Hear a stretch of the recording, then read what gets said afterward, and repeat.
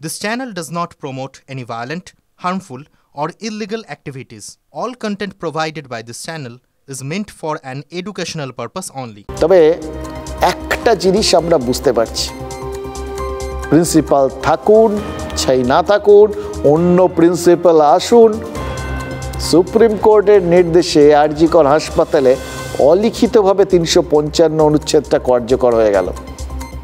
রাজ্যপাল আনন্দ বোসকে আর কষ্ট করে সুপারিশ করতে হলো না, রাষ্ট্রপতিকে সই করতে হলো না, এবং সবথেকে বড় কথা সংসদে পাস করতে হলো না।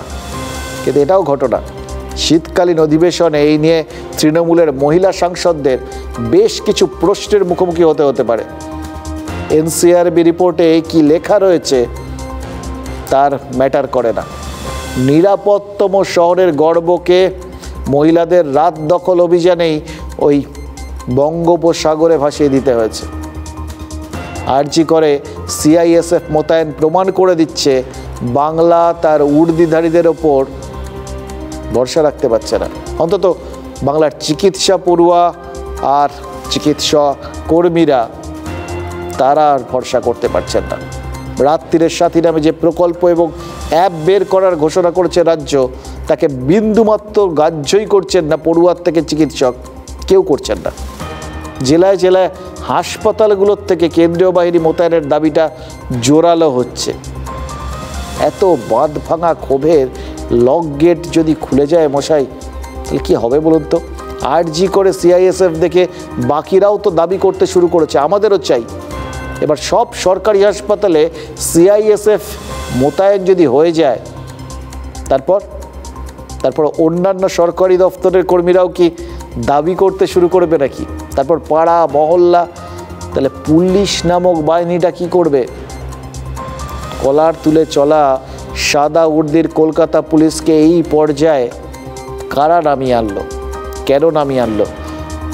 যে বাহিনীকে স্কটল্যান্ড ইয়ার্ডের সাথে তুলনা করা হতো, কারা তাদের এরকম সম্মানহানি করলো?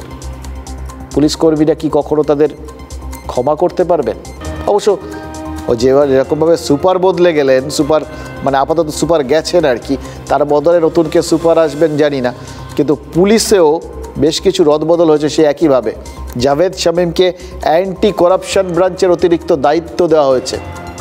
আমরা জানতে পেরেছি, জানেন তো, 2023-এর 13ই জুলাই আখতার আলী ওই অ্যান্টি করাপশন ব্রাঞ্চে এই অভিযোগটা জানিয়েছিলেন, কিন্তু এসিবির ডিআইজি 7 দিন পরে তার স্বাস্থ্য দপ্তরের প্রিন্সিপাল সেক্রেটারির কাছে ফরওয়ার্ড করে দেন। ক্ষমতা থাকা সত্ত্বেও এসিবি মামলা রুজু করে তদন্ত শুরু করেনি। তাই কি জাভেদ শামীমের মতো একজন অফিসারকে আনা হলো? রাজ্যপালের এডিসি মনীষ যোশীকে পাঠানো হয়েছে বিধাননগর কমিশনারেটে।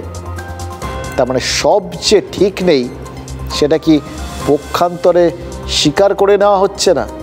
এগুলো বলছি না, জাস্ট প্রশ্ন করছি।